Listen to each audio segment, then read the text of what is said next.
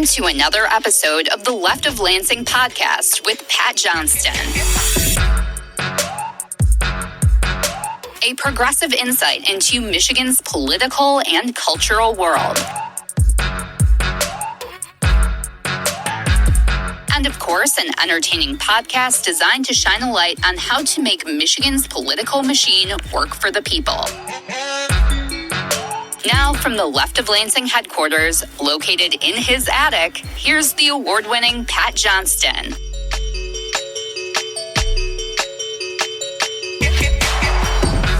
Oh, yeah! Welcome to another edition of Michigan's premier progressive podcast, the Left of Lansing podcast. I am Pat Johnston, ready to provide you with the most insightful, informative, and entertaining commentary, guests, predictions, and opinions when it comes to Michigan and national politics and sports and pop culture sometimes and whatever else comes to mind.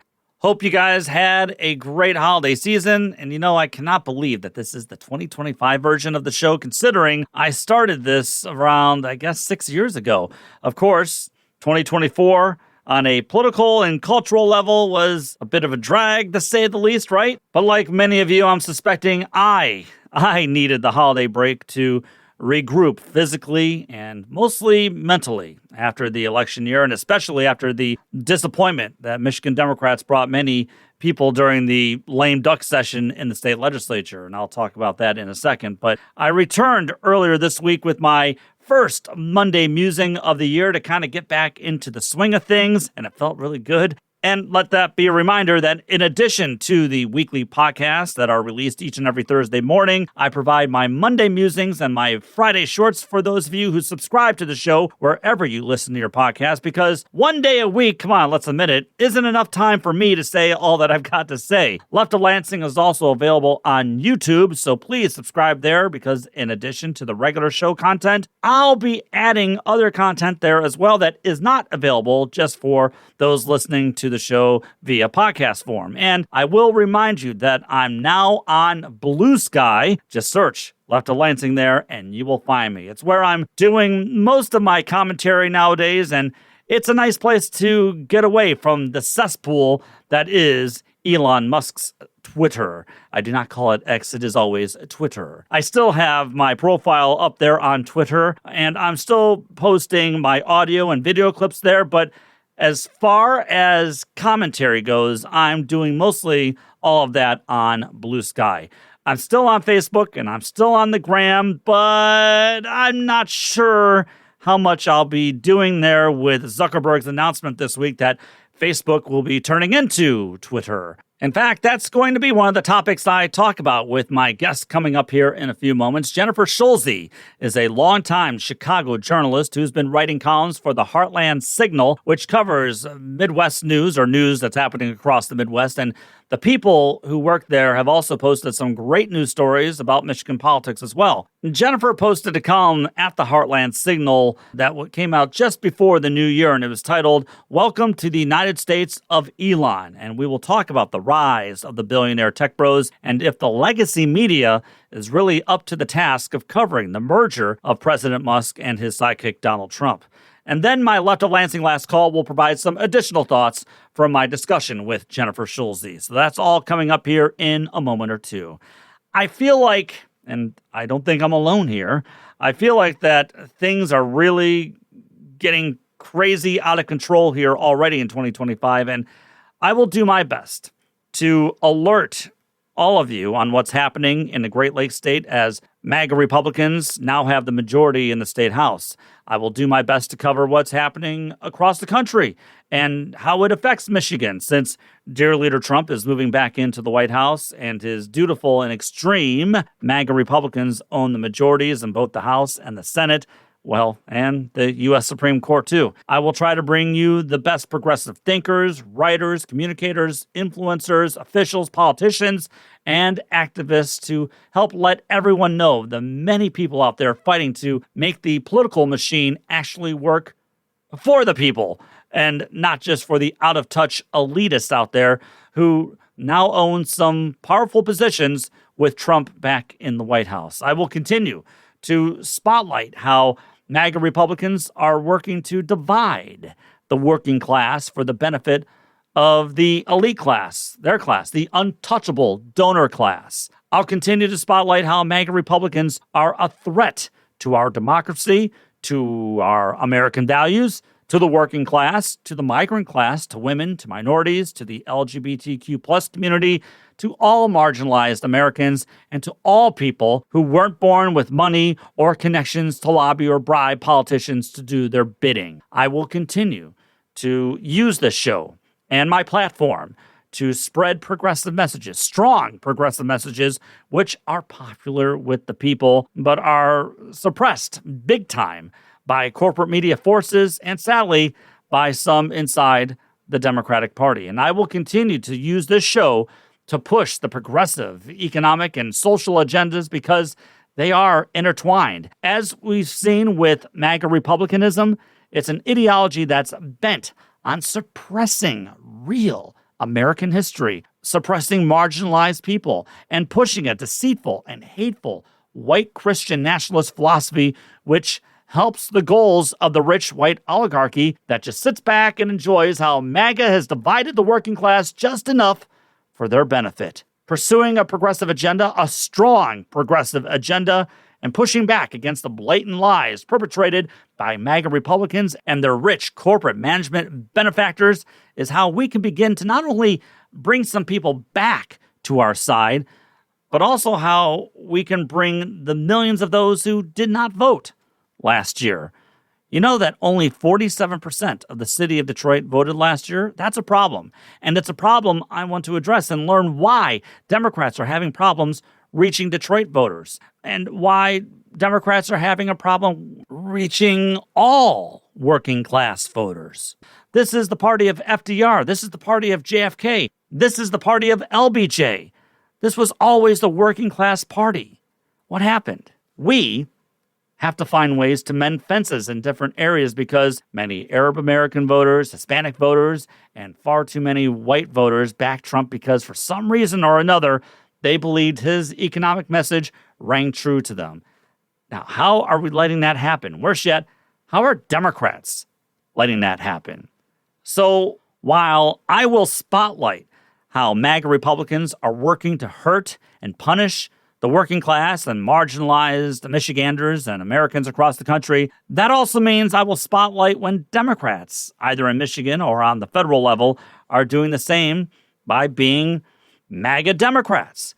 For example, I could not believe my eyes when I read that Michigan Democratic Senator Gary Peters announced that he will support that extreme MAGA Republican bill called the Lake and Riley Act, an act that would allow ICE officials to go around arresting and detaining immigrants without legal permission if they have allegedly committed theft-related crimes.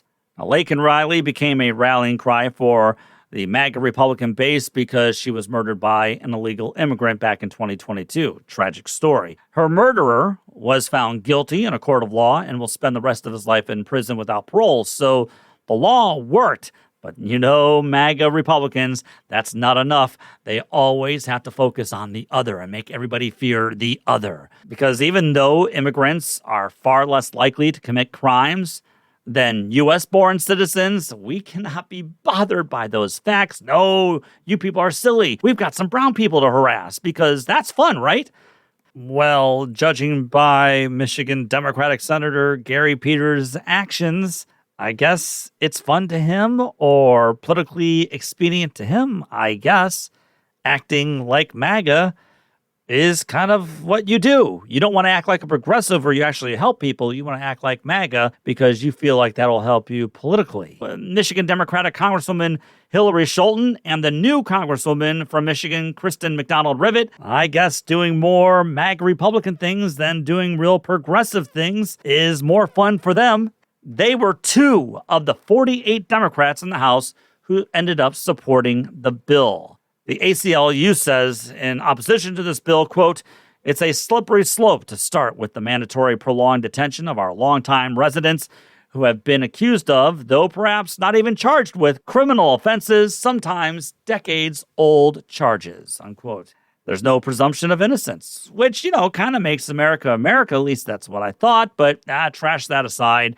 Because MAGA Republicans have political games to play. But the bigger question to me is, why the hell are some Michigan Democrats sounding like MAGA Republicans on immigration? Instead of joining MAGA, who has nothing but bad intentions, including mass deportations, which would ruin our states and the nation's economies, perhaps Democrats should start pressing for some real immigration reform bills of their own. I know I'm just spitballing here. I know, crazy me, but that would seem like a good first step, showing that you're trying to separate yourselves from the party that you guys told all of us last fall was a threat to our democracy. Seems like a pretty good idea. I felt that one major failure of this past election was how Democrats were, outside of the abortion rights issue, fighting on Republicans' turf and fighting the issues Republicans, along with their corporate media cohorts, were telling them to fight. Very rarely did you ever see Democrats pushing a narrative.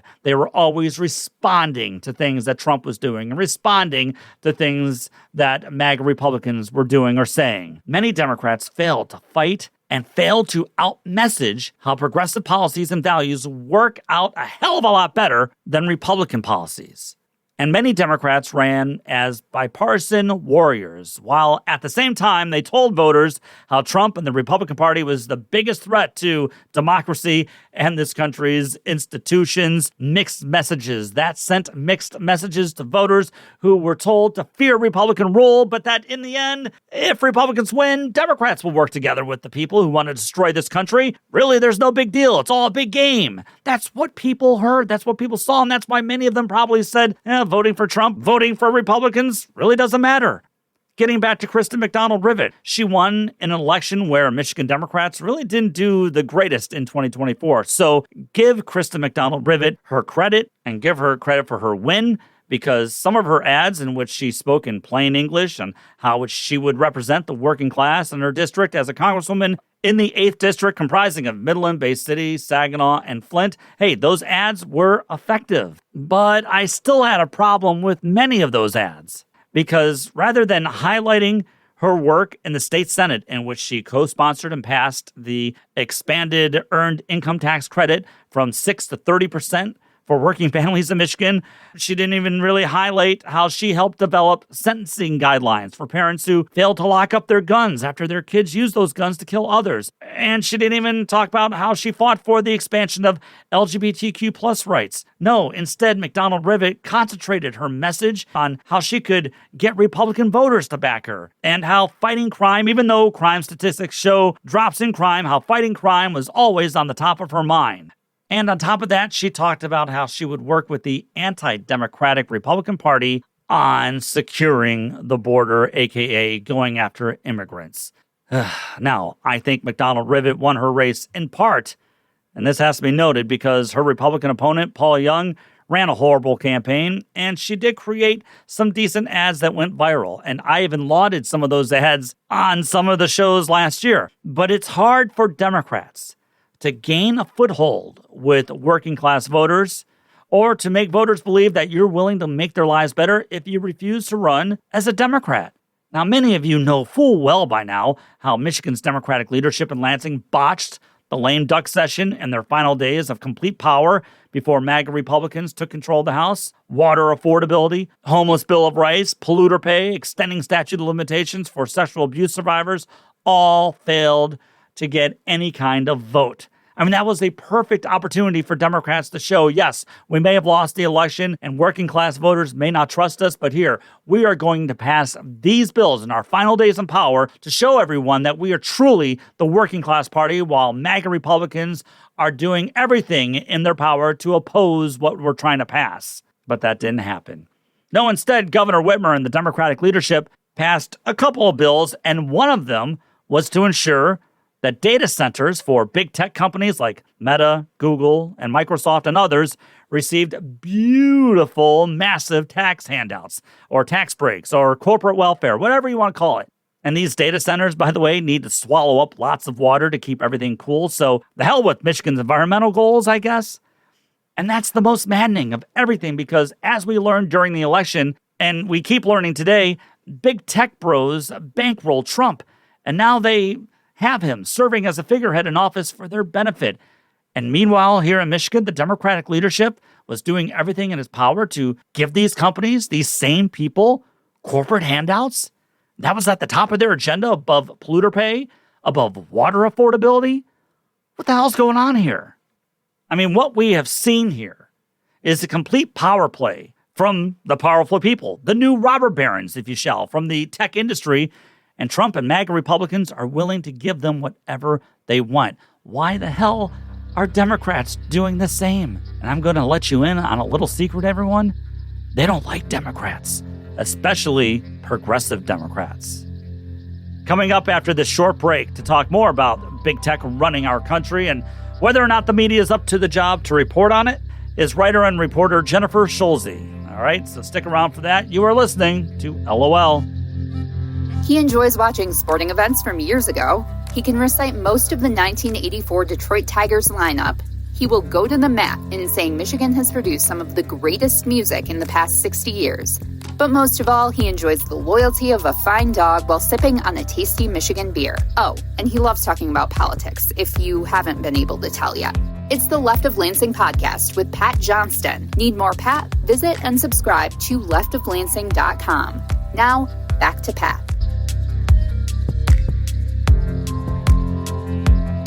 Hey, I just wanted to say that it's not a bad idea to escape from politics and the world occasionally. It's really not, because we'd all burn out if we force our nervous systems to operate in overdrive for every single minute for the next 2 to 4 years. So please make sure that you have some hobbies, or find a new hobby, or escape with a good movie, binge watch a show, read a book, go out for a walk, play some pickleball, pick up that sport. It's pretty cool. Or escape by just watching some sports. Thankfully, we here in Michigan have the Detroit Lions to provide some escapism right now. And for me as a tennis fan, the Australian Open begins in a few days, so I will find some escape in that way too. I'm just saying this because I believe if we don't give ourselves mental and physical respites, we become MAGA-brained.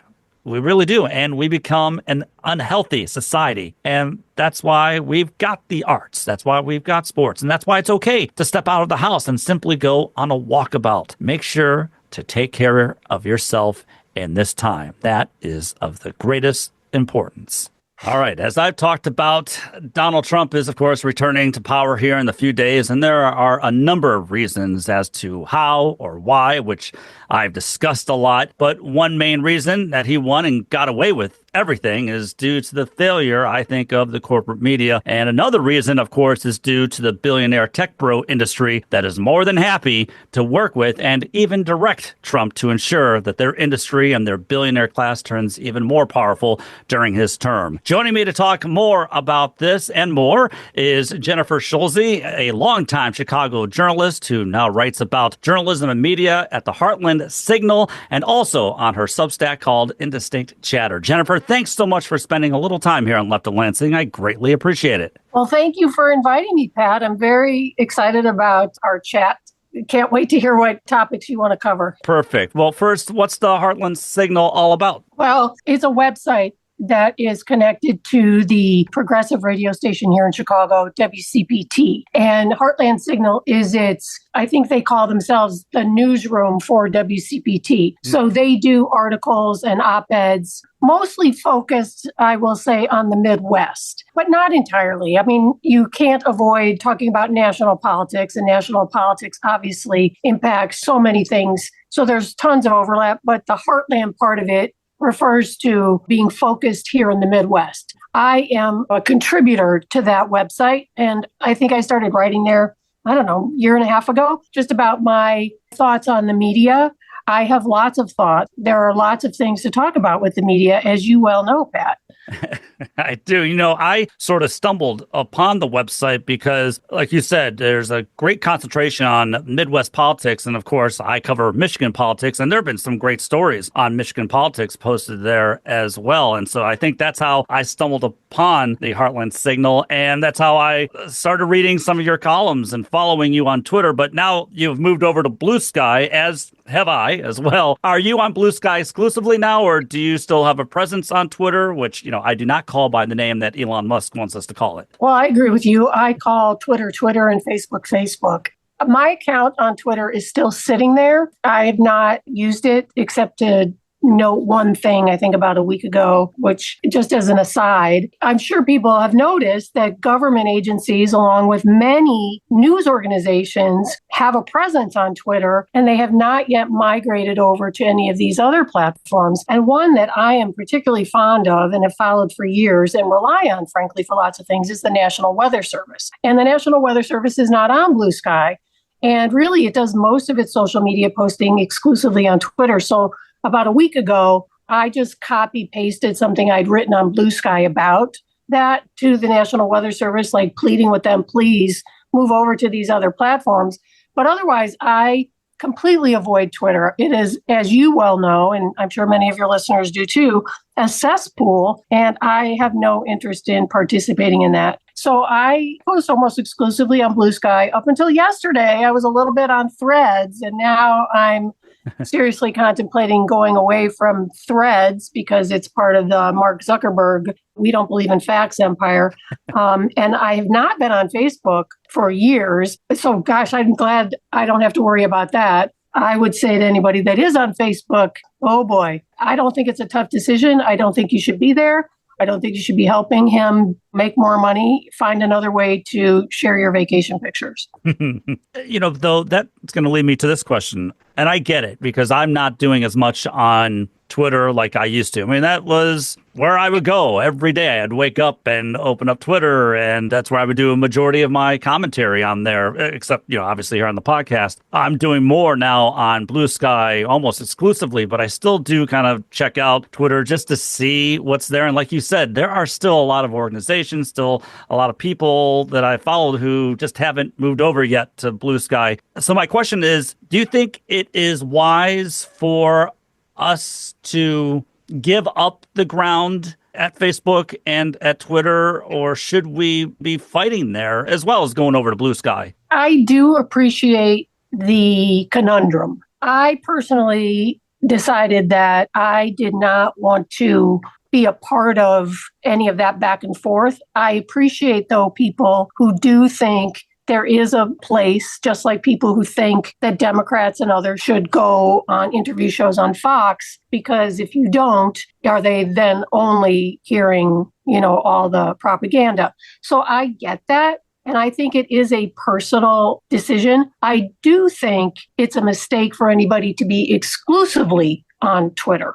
And that's what concerns me, for example, about the National Weather Service. Within a couple of days, I think we can be pretty well assured the National Weather Service will not migrate away from Twitter once Trump is back in the White House. And probably there are some government agencies that are on Blue Sky and on other platforms, but I would expect that that might even change. But it is a personal decision. I'm not one of those kind of people that goes on social media to fight with people. My feeling is I have something to say, and if anybody is interested in hearing it, that's great. If people want to have constructive conversations about it, I'm all for that. A lot of times I'll take things offline with folks, and I've met people, gotten to know them, and interviewed them for future articles that way. But I'm not a rage tweeter and all of that kind of thing. So I think it's again, it's a personal choice about really what you want to do. But if you're only on Twitter, if you're only on Facebook, I think that's a big mistake. And I think it's a disservice to all the people who have chosen not to be in those dangerous spaces. And I think they are dangerous spaces. I mean, a lot of people get threats and, a lot of nasty stuff happens on those places. And so far, I don't know what your experience has been, but I've found Blue Sky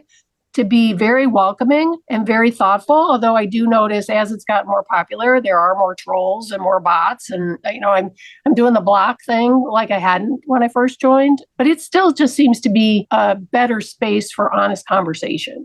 It is. And that's why I'm doing a majority of my commentary there than I am anywhere else. So, yeah, I agree with you.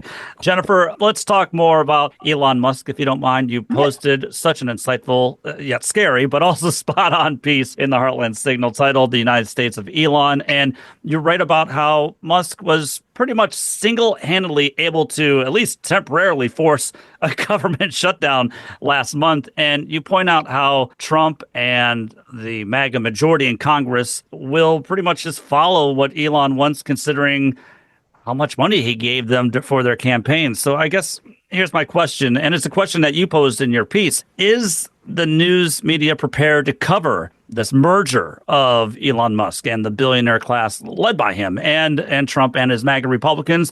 Do you really think the press is up to the job right now? First, I want to take a step back because I think everybody needs to get a much better understanding of the media environment overall and understand that a full 50% or more of the media, and of course, everybody's got a different definition of what they think media means, but let's just say news and information is right-wing propaganda. Fox News, for example, has the largest audience of any of the cable news outlets. Twitter has more followers than Blue Sky. The right-wing media environment is rich financially and otherwise. It is big and it is growing, and it is the dominant voice in America right now. So when we talk about the media, we're really talking about a couple of different things. But the dominant media in America is right-wing media. And I would argue most of what you would hear or see on that is propaganda. It's not news. And frankly, they don't intend it to be news. But it is driving the conversation. It is in lockstep with the Republican Party. It helped elect Donald Trump. So then when we talk about, well, media covering Elon Musk and others, regular media, I struggle with what to call the rest of the media. Is it regular media? Is it legacy media? Is it mainstream media? I'm not really sure, but I'm sure we all agree on what it is. It's like the NBCs and the New York Times and, whatever the local TV station is in your viewing area. That's more traditional media. I think the national media has been kind of hit and miss with Elon Musk, just like they have with Mark Zuckerberg and a lot of these other tech bros. Somebody yesterday shared the story from the New York Times just less than a year ago, and the headline was, Mark Zuckerberg is so done with politics or something like that. Are you kidding me?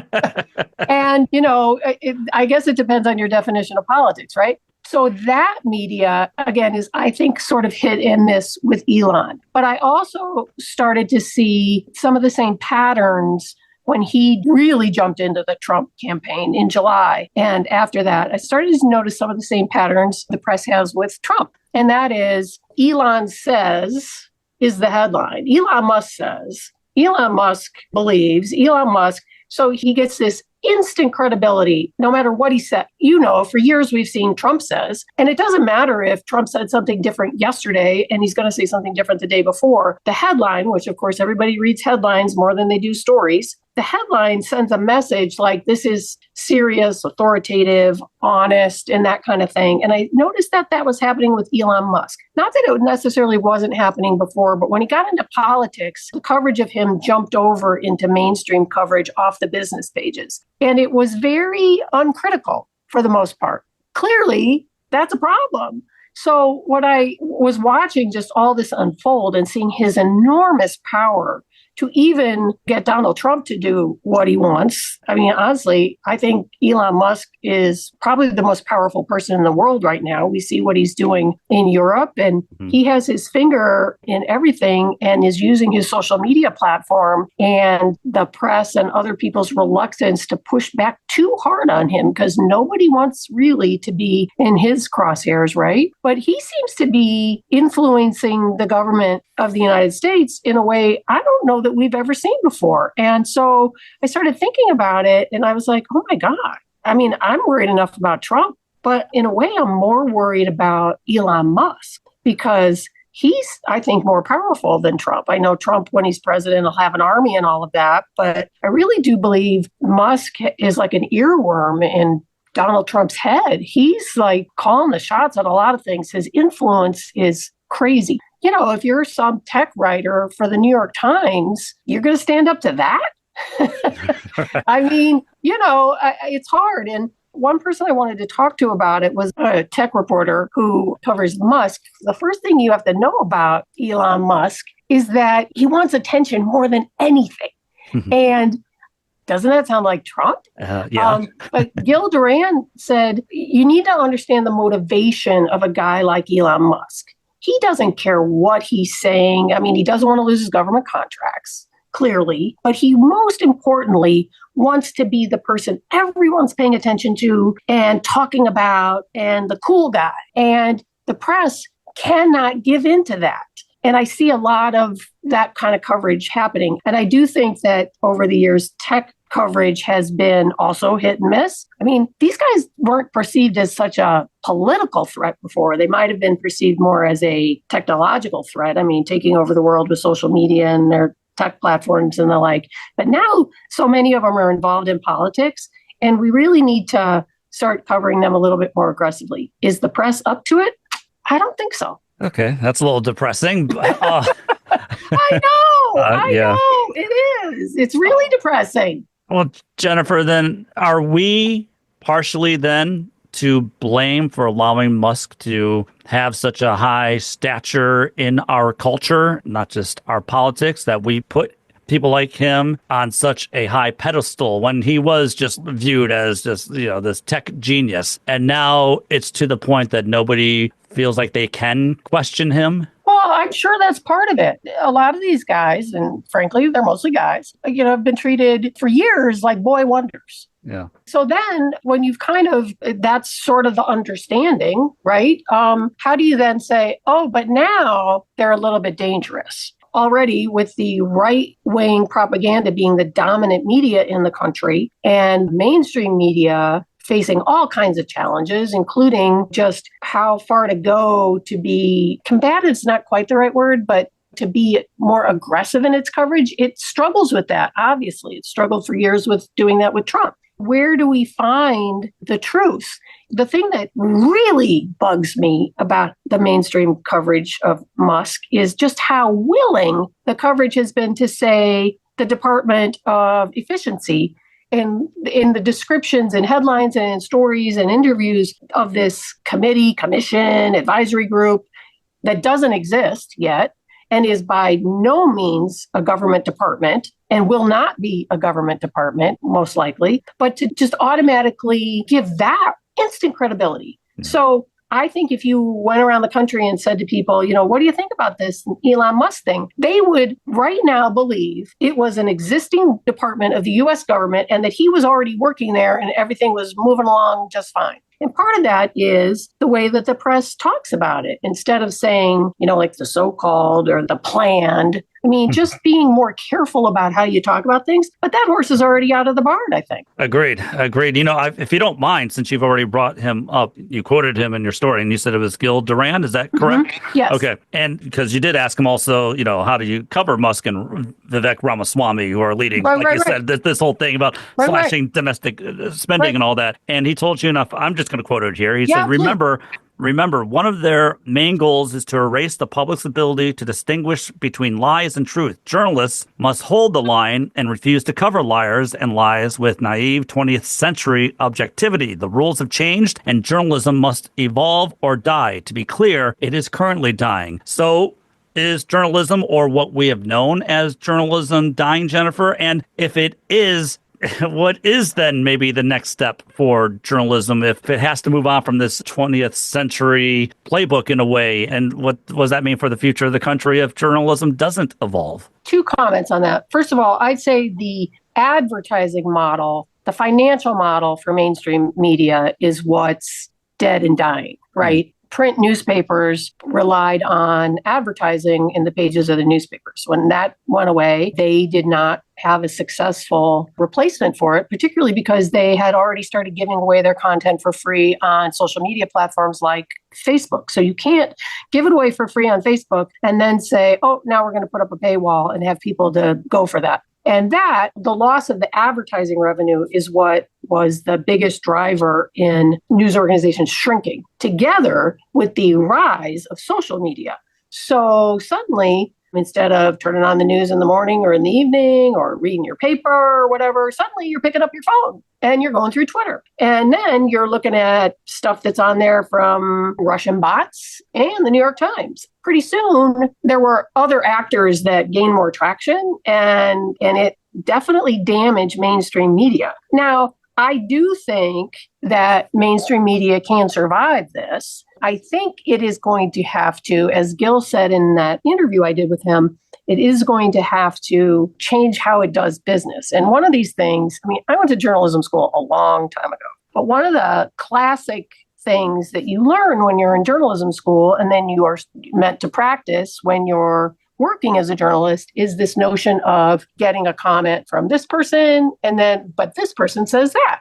That has evolved into this notion of both sides. And somebody said it very smartly, I can't remember who exactly, but said there are not two sides to a lie.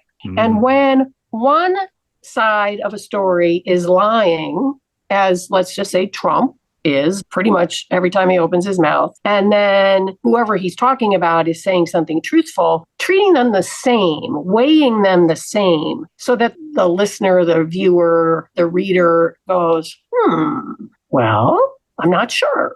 Journalists have traditionally not then weighed in and said, Mr. Trump is clearly lying here because these are the facts. They have sort of left it out there for us to decide. And I think what Gil's getting at is that can't work anymore. And you do see mainly more alternative and smaller news organizations taking a different approach, where they will very clearly say, basically, this is BS. And here are the facts. But of course, now we live in this fact-free world. So there are people who don't necessarily even believe you when you present them with information. But that doesn't mean journalists shouldn't still do it. So I think the point is to move forward, we have to be more realistic about the information environment that we're living and working in, and not be timid about saying when things are bonkers, when things are lies, and the like. Like, for example, what about yesterday? I mean, Trump had the 70-minute news conference where he said a bunch of crazy stuff, including, maybe we will go to war with Panama and Greenland, or Denmark to get Greenland. My headline would be about how dangerous and unprecedented this stuff is.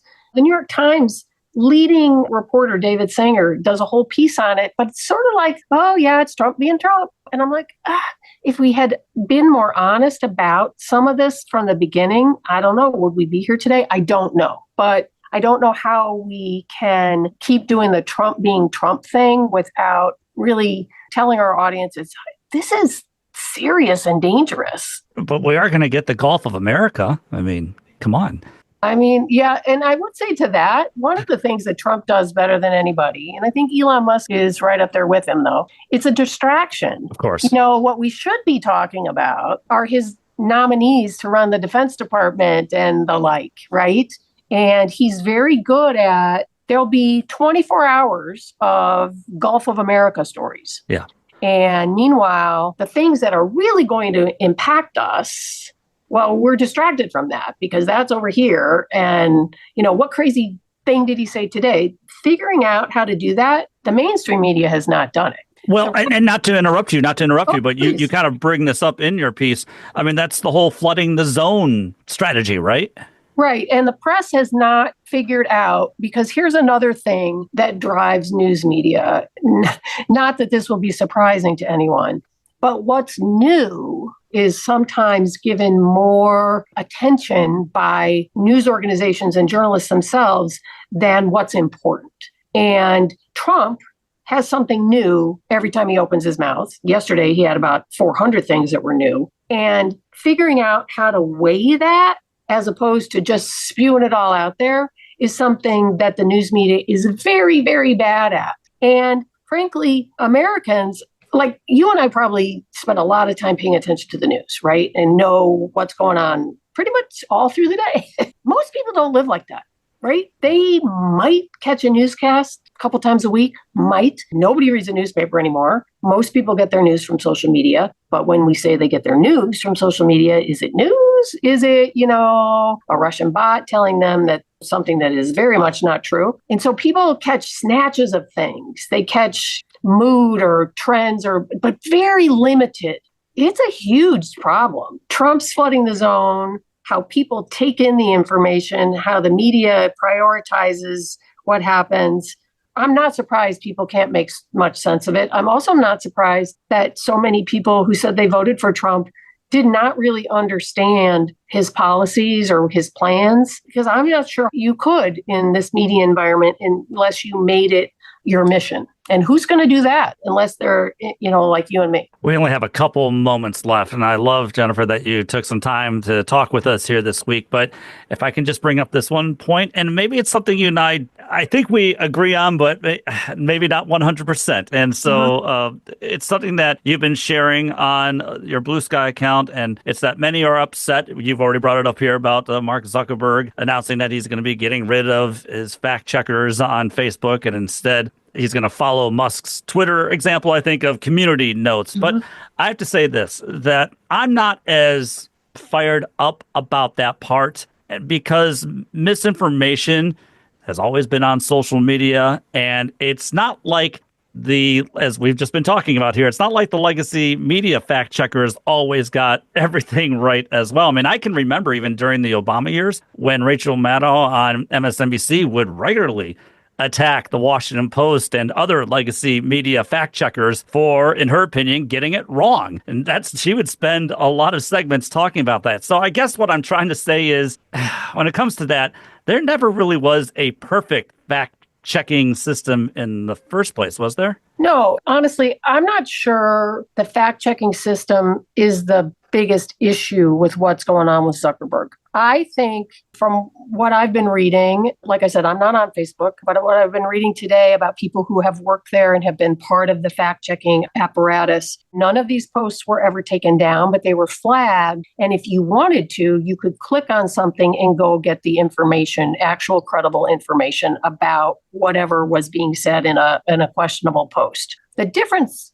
going forward is going to be that will be non-existent and it will be an open sewer like Twitter. That, I think, is something we should all be concerned about when so many people are using those platforms as their sole news source. But the real issue, I think, with Zuckerberg is that he's coddling up to Trump by basically copying Trump's misleading talk about free expression and free speech. Please, Trump is not interested in free expression and free speech. I'm quite confident he doesn't know what the First Amendment says. This is a man who regularly talks about locking up journalists, taking away their licenses and things like that. So the whole free speech thing is it's whatever I say, you need to let people hear that. But really, it's about more authoritarian stuff that I think they're not. But the Zuckerberg stuff is he's basically setting aside pretty well-known principles that he's espoused for years, I think, all because he wants power and access to Trump. I'm not so sure I think he's necessarily afraid of him. Maybe he is. Trump did threaten to put Zuckerberg in jail, so that could be concerning, surely. But I think the thing we really should be concerned about is this is a power play. Like with Musk and like with a lot of these other tech guys. Even Tim Cook of Apple, who's not donated to an inauguration ever before, wrote $1 million check from his personal checkbook to Donald Trump. Are they doing that because they really like Donald Trump? No, they're doing it because they want their piece of the pie too. And they know that they need to basically pay him off to be connected to that. So I think the fact-checking thing at Facebook is a part of a bigger issue with Mark Zuckerberg. Well, we're going to have to leave it there. Jennifer Schulze, longtime Chicago journalist who now writes about journalism and media at the Heartland Signal, where you can read her piece that we've been talking about here this week titled Welcome to the United States of Elon. And you can also read more of her writings on her Substack called Indistinct Chatter. Thank you so much, Jennifer, for your time. I will link to your article. I will link to your page on the Heartland Signal and also your Substack. Please keep up the awesome work that you're doing. And hey, I'd love to have you on again sometime in the future if you wouldn't mind. I would love to come back and chat. There's always plenty to talk about, right, Pat? It's progressivism with passion. It's the Left of Lansing podcast, where Pat shines a light on Michigan's progressive movement. Contact Pat at leftoflansing@gmail.com.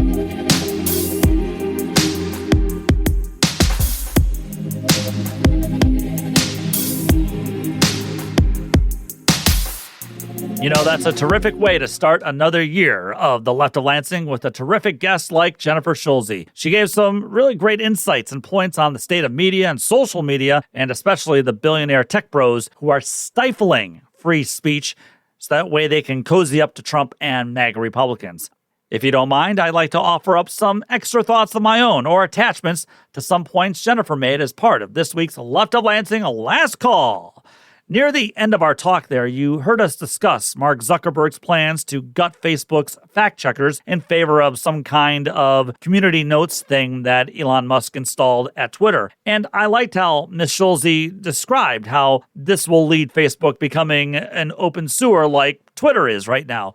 Because in the past, you'd be able on Facebook to at least flag a blatant lie and others could look up the truth. Now that won't even be an option. But we both agreed that there is really no perfect system of fact-checking, and if memory serves me correctly, since it wasn't that long ago, it seems that many liberals and progressives had tons of criticisms as to how Trump and Harris were being covered differently by legacy media. And for many of us, we've been critical for a long time on how the legacy media so-called fact-checked progressive policies or agendas, right? I mean, I'm not wrong about that. But what Zuckerberg really announced this week, and as Jennifer Schulze rightly highlighted, it's that Zuckerberg is coddling up to Trump by declaring himself to being some kind of a free speech warrior when the opposite will happen with these Facebook changes. Believe me, there will be no freedom of speech for one side. And again, this is all about joining the billionaire class, in particular the toxic masculinity billionaire tech bro class. And Zuckerberg's letting Trump, Musk, and others know that he has always been on their side. Always. And perhaps this is a way to get Trump to maybe reverse his plans on allowing TikTok to remain here in America. I mean, it's always better to trample all over the First Amendment in order to defeat your competition, right? These billionaire Silicon Valley tech bros are the new robber barons, and they've got both political parties to thank for their efforts on ensuring that they became this wealthy and this powerful. The only difference now is that the Democrats did not get rewarded for their coddling of the tech bros through the years. Nope, MAGA Republicanism is now getting rewarded.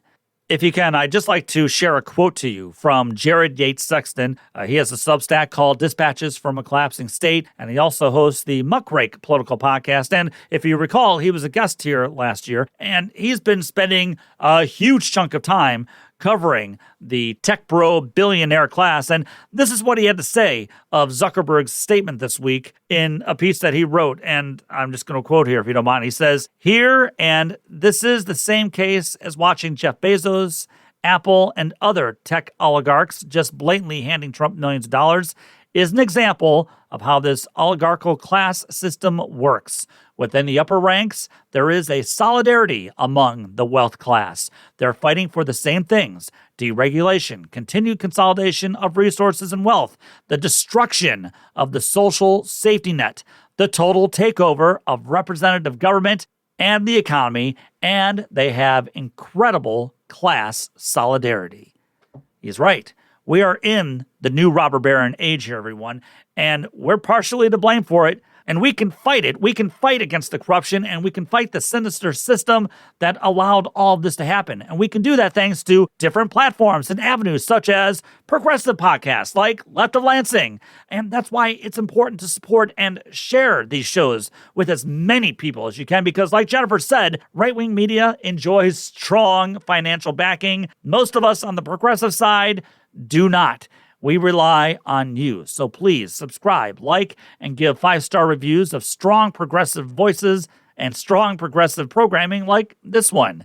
And one more thing, Michigan Democrats and progressive activists out there, legacy media is certainly one way to reach as many people as you can at once. And I highlight the work of many fine reporters in Lansing on this show. But legacy media is foundering in many ways. We have news deserts happening all across the state and all across the country. There are still, though, other and more effective ways on networking and disseminating your message, and one of those ways is appearing right here on progressive shows such as this one and a few other awesome shows that we've got here in Michigan. Then you aren't beholden to the tech bros on Twitter, Facebook, and the Gram, and also Threads. And, those guys will just find ways to stifle our speech. They're already doing it, and they're already shadow banning us. Or they just silence us altogether on their platforms. Let this be a way to bypass the MAGA billionaire class, and let this become a way for us to talk directly to each other and to the people. Or, you know what, we could just keep doing what we're doing, and maybe the billionaire class will just open up their arms to us eventually. But deep down inside, I know that You know better. You're listening to the Left of Lansing podcast. The music you're hearing is by Wanderbeats. To hear the latest project, check out Space Leopard on your favorite streaming site. Now back to our favorite progressive voice in Michigan. It's Pat Johnston.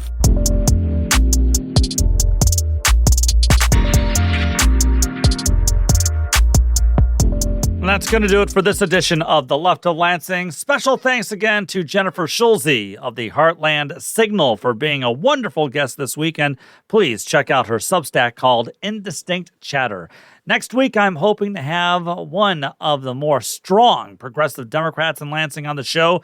I'm not going to say their name just yet. I'm going to withhold that because it's not written in stone yet, but they have been here before, and I hope they can make it next week. Remember, you can always email me, leftoflansing@gmail.com. And like I said earlier, don't forget to just let your mind wander a little bit from time to time. Don't just get fixated on politics and news. I don't think that's healthy for anyone. So once in a while, just escape. No Detroit Lions football this weekend since they're sitting back and relaxing during this wild card round weekend. So good for them. But if you are looking for some entertainment, looking for a show to watch perhaps, may I recommend Only Murders in the Building with Steve Martin, Martin Short, and Selena Gomez. I've enjoyed the first 3 seasons, and we're currently in the middle of watching season 4, and I have to tell you, it's worth your time because those 3 really work well together. Okay, until next week, remember, take the battle to them. Thank you, Michigan.